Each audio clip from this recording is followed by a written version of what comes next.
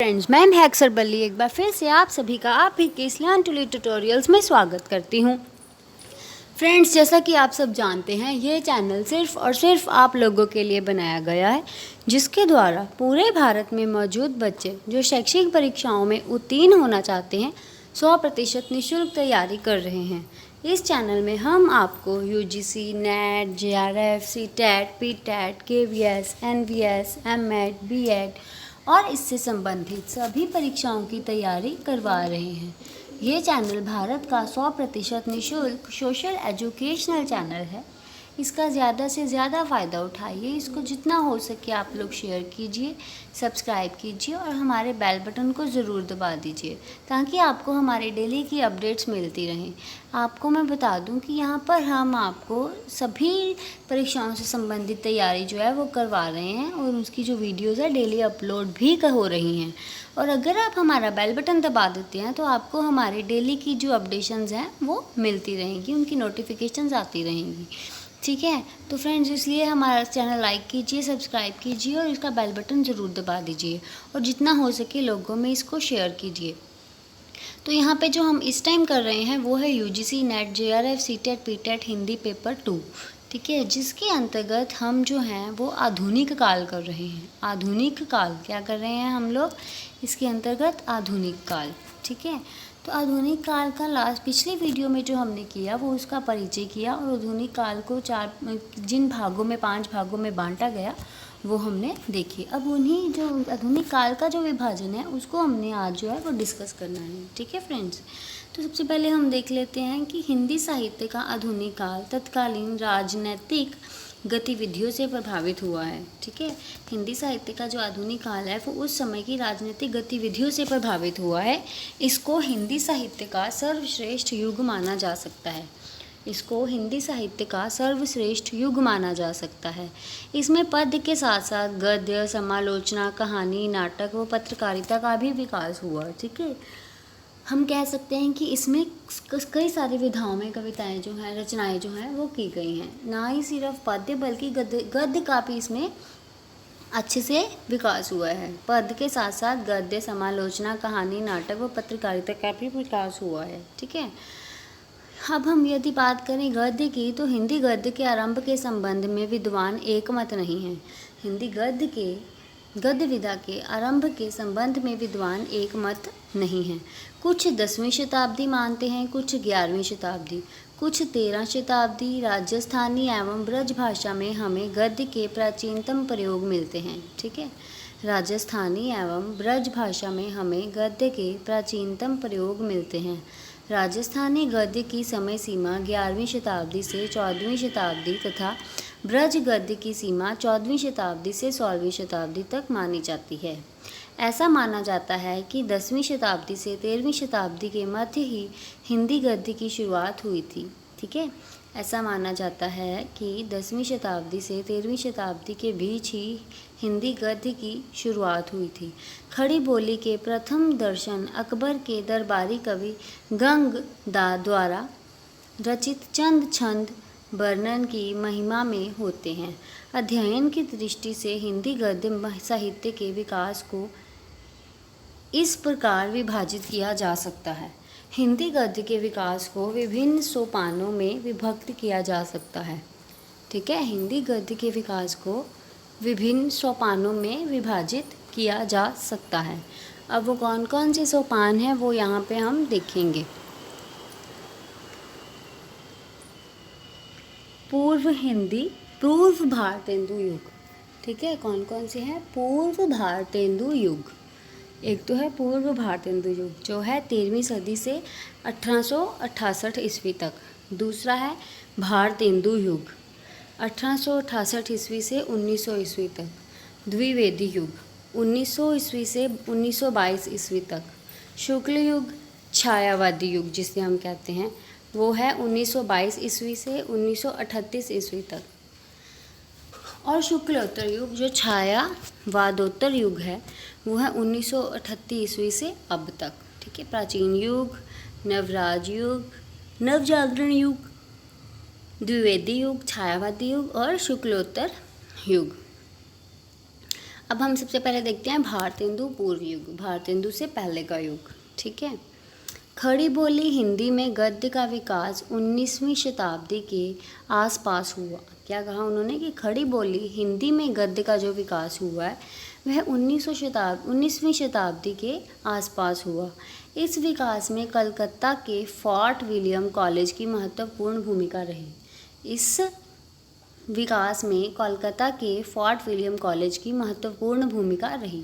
इस कॉलेज के दो विद्वानों लल्लू लाल जी तथा सदल मिश्र ने गिल क्राइस्ट के निर्देशन में क्रमशः प्रेम सागर तथा नासिकेतोपाख्यान नामक पुस्तकें तैयार की। इस कॉलेज के दो विद्वानों लल्लू लाल जी तथा सदल मिश्र ने गिल क्राइस्ट के निर्देशन में क्रमशः प्रेम सागर तथा नासिकेतोपाख्यान नामक पुस्तकें तैयार की। गिल क्राइस्ट के निर्देश के अनुसार कॉलेज के दो विद्वानों लल्लू लाल जी तथा सदल मिश्र ने, ठीक है, इसी समय सदा सुखलाल ने सुख सागर तथा मुंशी इंशा अल्लाह खान ने रानी केतकी की कहानी की रचना की। ये क्वेश्चंस भी आ सकते हैं पेपर में कि सुख सागर तथा मुंशी इंशा अल्लाह खान ने रानी केतकी की कहानी, सदा सुखलाल ने सुख सागर, मुंशी इंशा अल्लाह खान ने रानी केतकी की कहानी की रचना की। इन सभी ग्रंथों की भाषा में उस समय प्रयोग में आने वाली खड़ी बोली को स्थान मिला। इन सभी ग्रंथों की भाषा में उस समय प्रयोग में आने वाली खड़ी बोली को स्थान मिला। ये सभी कृतियाँ सन 1803 में रची गई थी। ये सभी कृतियाँ सन 1803 में रची गई थी। आधुनिक खड़ी बोली के गद्य के विकास में विभिन्न धर्मों की परिचयात्मक पुस्तकों का खूब सहयोग रहा। ठीक है, आधुनिक खड़ी बोली के गद्य के विकास में विभिन्न धर्मों की परिचयात्मक पुस्तकों का खूब सहयोग रहा, जिसमें ईसाई धर्म का भी योगदान रहा। बंगाल के राजा राम मोहन राय ने 1815 ईस्वी में वेदांत सूत्र का हिंदी अनुवाद प्रकाशित करवाया। ठीक है, बंगाल के राजा राम मोहन राय ने 1815 ईस्वी में वेदांत सूत्र का हिंदी अनुवाद प्रकाशित करवाया। राजा राम मोहन राय ने वेदांत सूत्र का और 1815 ईस्वी में हिंदी अनुवाद प्रकाशित करवाया। इसके बाद उन्होंने 1829 में बंगदूत नामक पत्र हिंदी में निकाला।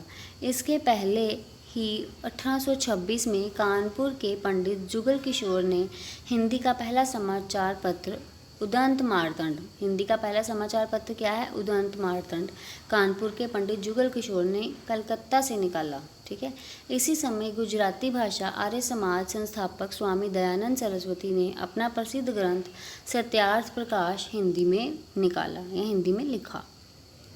अब ये तो हमने किया भारतेंदु पूर्व युग। हम बात करते हैं भारतेंदु युग की। भारतेंदु हरिश्चंद्र 1850 से 1885 को हिंदी साहित्य के आधुनिक युग का प्रतिनिधि माना जाता है। भारतेंदु हरिश्चंद्र को प्रतिनिधि का माना जाता है आधुनिक युग का। उन्होंने कवि वचन सुधा, हरिश्चंद्र मैगजीन और हरिश्चंद्र पत्रिका निकाली। कवि वचन सुधा, हरिश्चंद्र मैगजीन और हरिश्चंद्र पत्रिका निकाली। साथ ही अनेक नाटकों की रचना की। उनके प्रसिद्ध नाटक हैं चंद्रावली, भारत दुर्दशा, अंधेर नगरी। ये नाटक रंगमंच पर भी बहुत लोकप्रिय हुए। इस काल में निबंध नाटक, उपन्यास तथा कहानियों की रचना हुई। इस काल के लेखकों में बालकृष्ण, आधुनिक काल के लेखकों की बात आ गई है, बालकृष्ण भट्ट, प्रताप नारायण मिश्र, राधाचरण गोस्वामी, उपाध्याय, बद्रीनाथ चौधरी प्रेमघन, लाला श्रीनिवास दास, बाबू देवकीनंदन खत्री और किशोरीलाल गोस्वामी आदि उल्लेखनीय हैं। इनमें से अधिकांश लेखक होने के साथ साथ पत्रकार भी थे। श्रीनिवास दास के उपन्यास परीक्षा गुरु को हिंदी का पहला उपन्यास कहा जाता है। परीक्षा गुरु को हिंदी का पहला उपन्यास कहा जाता है, जिसे श्रीनिवास दास ने लिखा। कुछ विद्वान श्रद्धा राम फुलौरी के उपन्यास भाग्यवती को हिंदी का पहला उपन्यास मानते हैं। बाबू देवकीनंदन खत्री का चंद्रकांता तथा चंद्रकांता संतति आदि इस युग के प्रमुख उपन्यास हैं। ये उपन्यास इतने लोकप्रिय हुए कि इनको पढ़ने के लिए बहुत से अहिंदी भाषियों ने हिंदी सीखी। इस युग की कहानियों में शिव प्रसाद सितारे हिंद की राजा भोज का सपना संपूर्ण है। बलदेव अग्रहरि ठीक है, बलदेव अग्रहरि प्रकाशित नाट्य पुस्तक सुलोचना सती में सुलोचना की कथा के साथ आधुनिक कथा को भी स्थान दिया गया है, जिसमें संपादकों और देश सुधारकों पर व्यंग्य किया गया है। कई नाटकों में मुख्य कथानक ही यथार्थ चित्रण प्रस्तुत करते हैं। बलदेव अग्रहरि की सुलोचना सती में भिन्न तुकांत छंद का आग्रह भी दिखाई देता है। अब हम बात करते हैं द्विवेदी युग। पंडित महावीर प्रसाद द्विवेदी ने के नाम पर ही इस युग का नाम द्विवेदी युग रखा गया। पंडित महावीर प्रसाद द्विवेदी के नाम पर ही इसका नाम द्विवेदी युग रखा गया। सन 1903 ईस्वी में द्विवेदी जी ने सरस्वती पत्रिका के संपादन का भार संभाला। 1903 ईस्वी में इन्होंने सरस्वती पत्रिका के संपादन का भार संभाला। उन्होंने खड़ी बोली गद्य के स्वरूप को स्थिर किया और पत्रिका के माध्यम से रचनाकारों के एक बड़े समुदाय को खड़ी बोली में लिखने को प्रेरित किया। ठीक है, उन्होंने खड़ी बोली गद्य के स्वरूप को स्थिर किया और पत्रिका के माध्यम से रचनाकारों के एक बड़े समुदाय को खड़ी बोली में लिखने को प्रेरित किया। इस काल में निबंध, उपन्यास, कहानी, नाटक एवं समालोचना का अच्छा विकास हुआ। ठीक है, इस काल में क्या हुआ? उपन्यास, निबंध, कहानी, नाटक एवं समालोचना का अच्छा विकास हुआ। इस युग के निबंधकारों में महावीर प्रसाद द्विवेदी, माधव प्रसाद मिश्र, श्याम सुंदर दास, चंद्रधर शर्मा गुलेरी, बाल मुकुंद गुप्त और अध्यापक पूर्ण सिंह आदि उल्लेखनीय हैं। इनके निबंध गंभीर, ललित एवं विचारात्मक हैं। किशोरी लाल गोस्वामी और बाबू गोपाल राम गहमरी के उपन्यासों में मनोरंजन और घटनाओं की रोचकता भी है। हिंदी कहानी का वास्तविक विकास द्विवेदी युग से ही शुरू हुआ ये माना जाता है। किशोरी लाल गोस्वामी की इंदुमती कहानी को कुछ विद्वान हिंदी की पहली कहानी मानते हैं। इंदुमती की कहानी को, किशोरी लाल गोस्वामी की इंदुमती की कहानी को कुछ विद्वान पहली कहानी मानते हैं। अन्य कहानियों में बंग महिला की दुलाई वाली, शुक्ल जी की 11 वर्ष का समय, प्रसाद जी की ग्राम और चंद्रधर शर्मा गुलेरी की उसने कहा था महत्वपूर्ण है। समालोचना के क्षेत्र में पद्म सिंह शर्मा उल्लेखनीय हैं। हरिओद, शिवनंदन सहाय तथा राय देवी प्रसाद पूर्ण द्वारा कुछ नाटक लिखे गए। इस युग ने कई संपादकों को जन्म दिया। पंडित ईश्वरी प्रसाद शर्मा ने आधा दर्जन से अधिक पत्रों का संपादन किया। शिव पूजन सहाय उनके योग्य शिष्यों में शुमार हुए। इस युग में हिंदी आलोचना को एक दिशा मिली और इस युग ने हिंदी के विकास की नींव भी रखी। ये कई मायनों में नई मान्यताओं को स्थापित करने वाला युग रहा। ठीक है, कौन सा युग? द्विवेदी युग। अब हम बात कर रहे हैं शुक्ल युग की। ठीक है, शुक्ल युग। गद्य के विकास में इस युग का भी विशेष महत्व है। पंडित रामचंद्र शुक्ल 1884 से 1941 ने निबंध, हिंदी साहित्य के इतिहास और समालोचना के क्षेत्र में गंभीर लेखन किया। उन्होंने मनोविकारों पर हिंदी में पहली बार निबंध लेखन किया। मनोविकारों के ऊपर साहित्य समीक्षा से संबंधित निबंधों की भी रचना की। उनके निबंधों में भाव और विचार अर्थात बुद्धि और हृदय दोनों का समन्वय है। हिंदी शब्द सागर की भूमिका के रूप में लिखा गया उनका इतिहास आज भी अपनी सार्थकता बनाए हुए है। जैसे तुलसीदास और सूरदास पर लिखी गई उनकी आलोचनाओं ने भावी आलोचकों का मार्गदर्शन किया और इस काल के अन्य निबंधकारों में जैसे जैनेन्द्र कुमार जैन, सियाराम शरण गुप्त, पदुमलाल, पुन्नालाल बख्शी और जयशंकर प्रसाद आदि उल्लेखनीय हैं। कथा साहित्य के क्षेत्र में प्रेमचंद ने क्रांति ही कर डाली। सेवा सदन, रंगभूमि, निर्मला, गबन एवं गोदान आदि उपन्यासों की रचना की। उनकी 300 से अधिक कहानियाँ मानसरोवर के 8 भागों में तथा गुप्त धन के 2 भागों में संग्रहित हैं। पूस की रात, कफन, शतरंज के खिलाड़ी, पंच परमेश्वर, नमक का दरोगा तथा ईदगाह आदि उनकी कहानियाँ खूब लोकप्रिय हुई। इस काल के अन्य कथाकारों की बात करें तो उनमें आते हैं विश्वंभर शर्मा कौशिक, वृंदावन लाल वर्मा, राहुल सांकृत्यायन, पांडे बेचन शर्मा उग्र, उपेंद्र नाथ अश्क, जयशंकर प्रसाद, भगवती चरण वर्मा आदि के नाम इसमें उल्लेखनीय हैं। नाटक के क्षेत्र में जयशंकर प्रसाद का विशेष स्थान है। इनके चंद्रगुप्त, स्कंदगुप्त, ध्रुव स्वामिनी जैसे ऐतिहासिक नाटकों में इतिहास और कल्पना तथा भारतीय और पाश्चात्य नाट्य पद्धतियों का समन्वय हुआ है। लक्ष्मी नारायण मिश्र, हरिकृष्ण प्रेमी, जगदीश चंद्र माथुर आदि इस काल के उल्लेखनीय नाटककार हैं। शुक्लोत्तर युग, अब हम कर रहे हैं शुक्लोत्तर युग। ठीक है, इस काल में गद्य का चहुमुखी विकास हुआ। इस काल में गद्य का चहुमुखी विकास हुआ। पंडित हजारी प्रसाद द्विवेदी, जैनेन्द्र कुमार अज्ञेय, यशपाल, नंद दुलारे वाजपेयी, डॉक्टर नगेंद्र, राम वृक्ष बेनीपुरी तथा डॉक्टर रामविलास शर्मा आदि ने विचारात्मक निबंधों की रचना की है।